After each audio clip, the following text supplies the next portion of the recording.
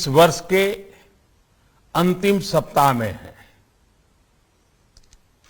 2022 बस आने ही वाला है।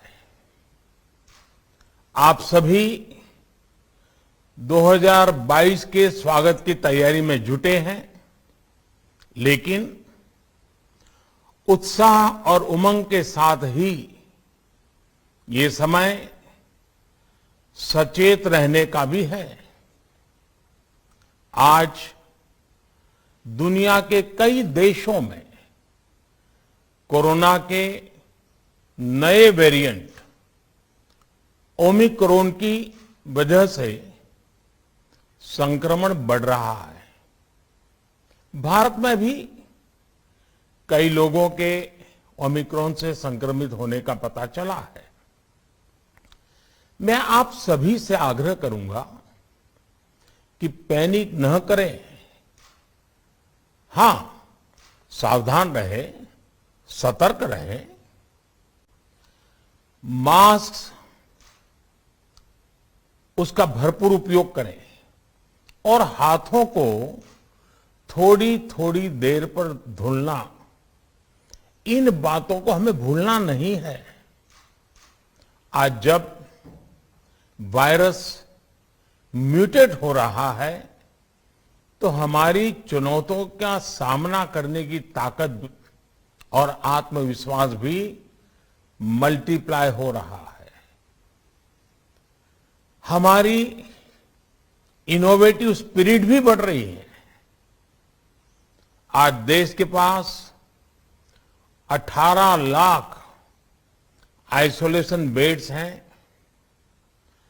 5 लाख ऑक्सीजन सपोर्टेड बेड्स हैं, 1,40,000 आईसीयू बेड्स हैं।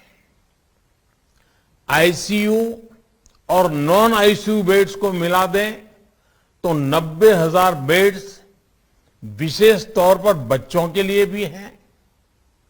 आज देश में 3,000 से ज्यादा पीएसए ऑक्सीजन प्लांट्स काम कर रहे हैं। 4 लाख ऑक्सीजन सिलेंडर्स देश भर में दिए गए हैं। राज्यों को जरूरी दवाओं की बफर डोज तैयार करने में सहायता की जा रही है।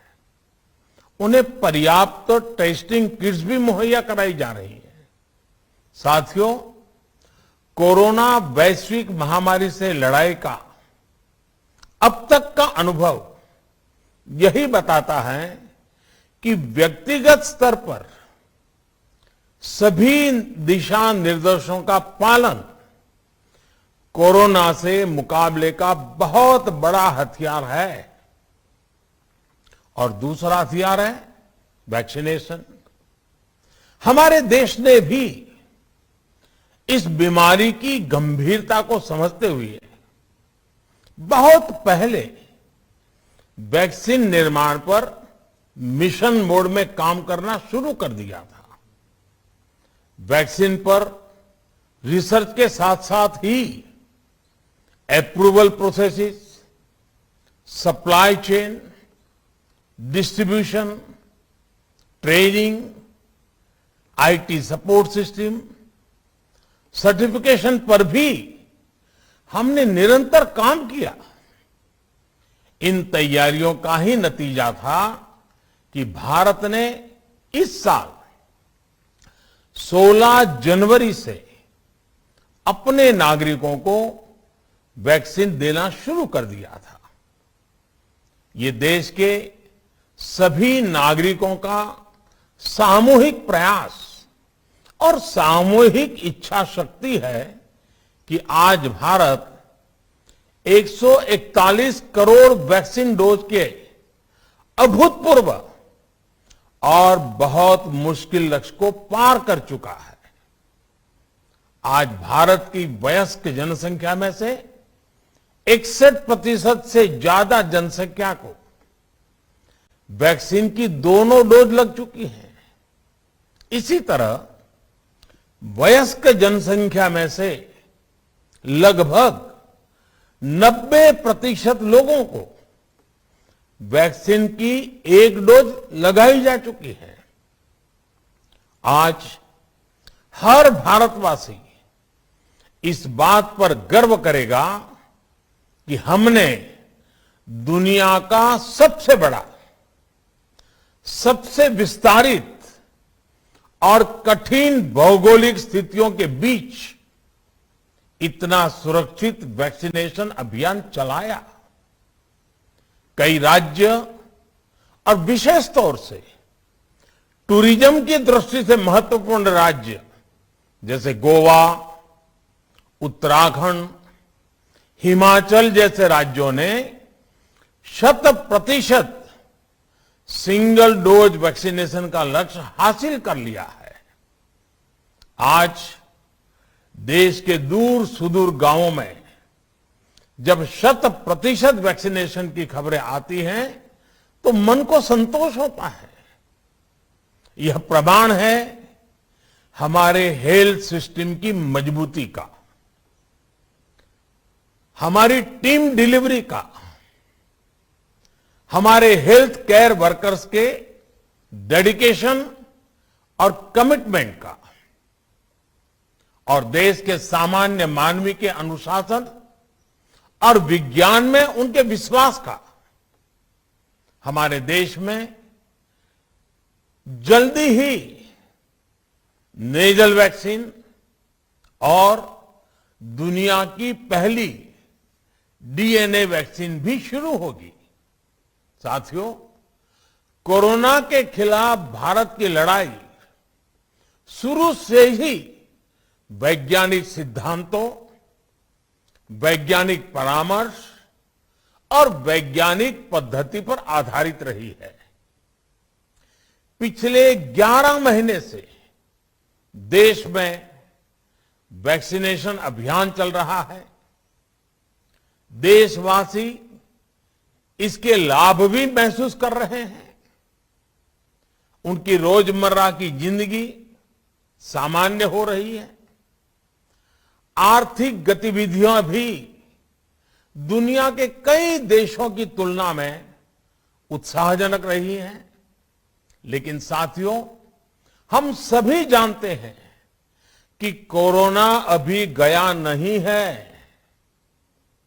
ऐसे में सतर्कता बहुत जरूरी है। देश को सुरक्षित रखने के लिए, देशवासियों को सुरक्षित रखने के लिए हमने निरंतर काम किया है।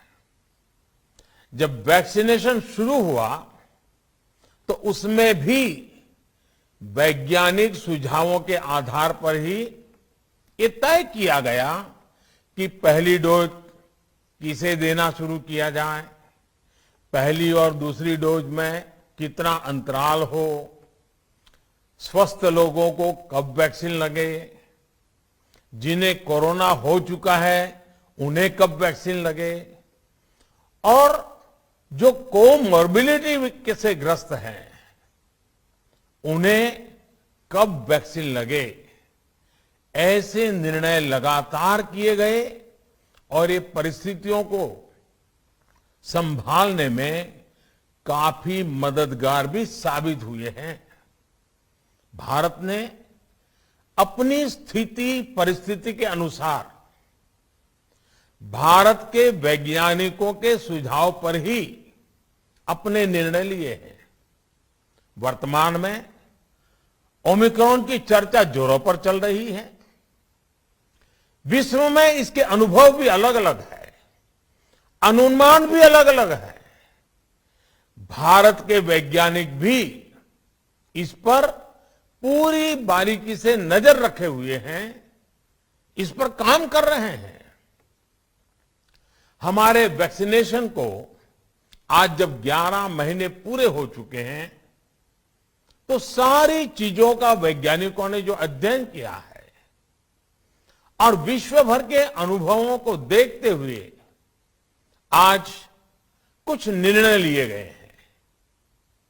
आज अटल जी का जन्मदिन भी है, क्रिसमस का त्योहार भी है, तो मुझे लगा कि इस निर्णय को आप सबके साथ साझा करना चाहिए। साथियों, 15 साल से 18 साल की आयु के बीच के जो बच्चे हैं, अब उनके लिए देश में वैक्सीनेशन प्रारंभ होगा। 2022 में 3 जनवरी को सोमवार के दिन से इसकी शुरुआत की जाएगी। ये फैसला कोरोना के खिलाफ देश की लड़ाई को तो मजबूत करेगा ही, स्कूल कॉलेजों में जा रहे हमारे बच्चों की और उनके माता पिता की चिंता भी कम करेगा। साथियों, हम सबका अनुभव है कि जो कोरोना वॉरियर्स हैं, हेल्थ केयर और फ्रंटलाइन वर्कर्स हैं, इस लड़ाई में देश को सुरक्षित रखने में उनका बहुत बड़ा योगदान है। वो आज भी कोरोना के मरीजों की सेवा में अपना बहुत समय बिताते हैं। इसलिए प्रिकॉशन की दृष्टि से सरकार ने निर्णय लिया है कि हेल्थ केयर और फ्रंटलाइन वर्कर्स को वैक्सीन की प्रिकॉशन डोज भी प्रारंभ की जाए। इसकी शुरुआत 2022 में 10 जनवरी सोमवार के दिन से की जाएगी। साथियों, कोरोना वैक्सीन का अब तक का ये भी अनुभव है कि जो अधिक आयु वाले हैं और पहले से ही किसी न किसी गंभीर बीमारी से पीड़ित है, उन्हें प्रिकॉशन लेना सलाह योग्य है। इसको ध्यान में रखते हुए 60 वर्ष से ऊपर की आयु के कोमॉर्बिडिटी वाले नागरिकों को उनके डॉक्टर की सलाह पर वैक्सीन की प्रिकॉशन डोज का विकल्प उनके लिए उपलब्ध होगा। ये भी 10 जनवरी से प्रारंभ होगा। साथियों, मेरा एक आग्रह है कि अफवाह, भ्रम और डर पैदा करने के जो प्रयास चल रहे हैं, उनसे बचना चाहिए। हम सभी देशवासियों ने मिलकर अब तक दुनिया का सबसे बड़ा वैक्सीनेशन अभियान चलाया है। आने वाले समय में हमें इसको और गति देनी है और विस्तार देना है। हम सभी के प्रयास ही कोरोना के खिलाफ इस लड़ाई में देश को मजबूत करेंगे। आप सबका बहुत बहुत धन्यवाद।